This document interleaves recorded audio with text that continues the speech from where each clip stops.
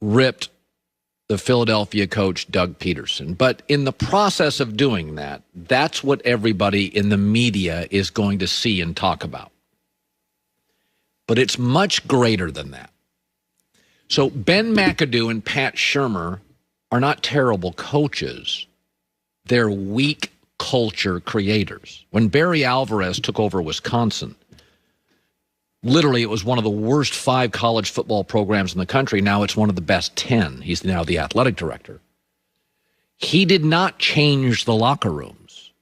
He said, no, love our locker rooms. We're going to learn to love ourselves. That was the culture change. It was about Wisconsin football. It wasn't about fancy stuff. We should be proud of who we are. It's a state that produces good high school football, good college football. Be proud of who we are. And Pat Shurmur and Ben McAdoo, I don't know if they're bad coaches. They're very good coordinators, but they were never able to create a culture. That's what Brian Flores has done in Miami. It's what Sean McDermott's done in Buffalo. It's what Sean McVay changed the culture with the LA Rams, not just the playbook. So Joe Judge, it appears to me, is very good at culture creation. He's coached with Belichick and Nick Saban, 2 of the all-time greats.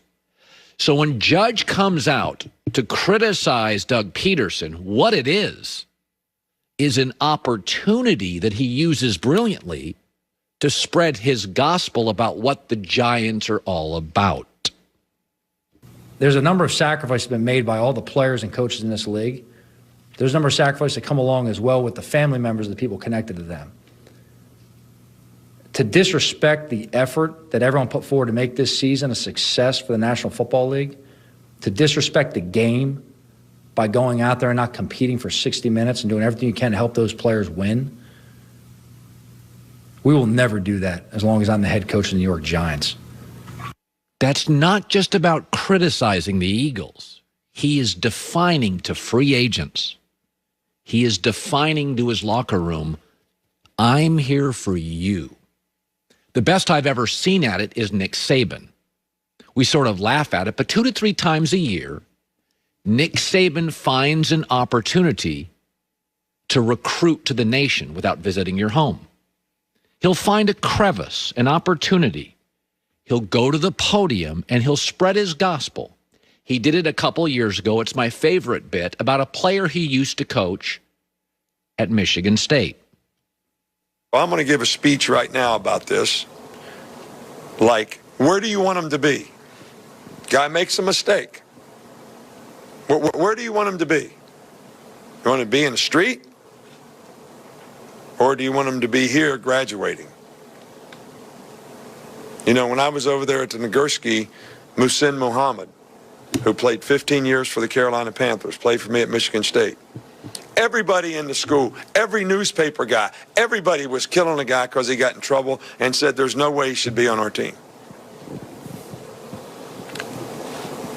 I didn't kick him off the team. I suspended him. I made him do stuff. He graduated from Michigan State. He played 15 years in the league. All right, he's a president of a company now. And he has 7 children, and his oldest daughter goes to Princeton. So who was right? That wasn't just about the player. That was talking to every mom and dad in North America who has a really good football player.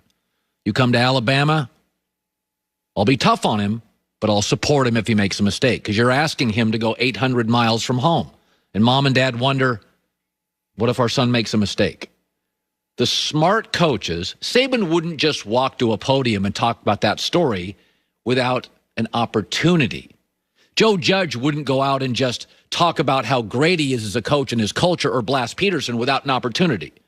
The really smart coaches and leaders in this country see these little openings, and they go to the microphone, and guys like me talk about it for hours. They get hundreds of millions of YouTube and Facebook views, and they're defining publicly their culture. That's Nick Saban recruiting to America without having to visit any state, without having to leave his office. It's free recruiting, an unbelievable message. And Joe Judge on the free agent market, spreading his gospel. That's why he'll win. Shurmur McAdoo didn't. They could coach. They couldn't spread the gospel. They didn't have the ability.